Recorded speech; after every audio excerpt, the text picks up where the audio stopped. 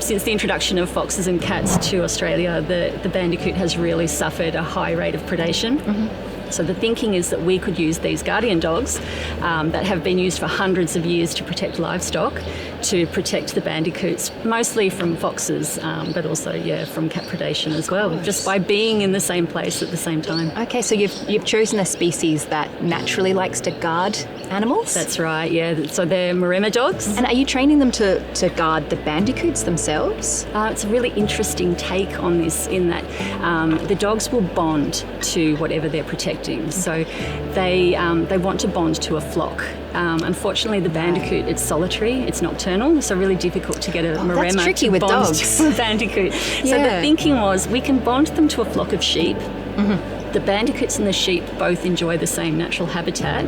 And what we needed to do, there's this extra layer of complexity where we needed to train the dogs to recognise an eastern barred bandicoot and then ignore it.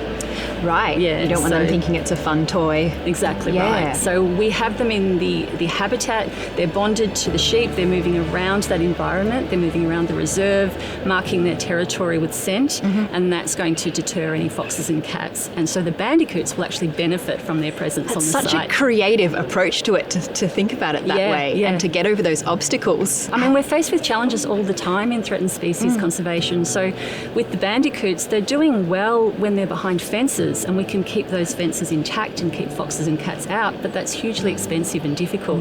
With the guardian dogs, we can have them at unfenced sites. Oh, that's amazing. Yeah, it's a huge step forward. They are now doing well enough in the wild that we no longer need to actually breed eastern barred bandicoots in captivity.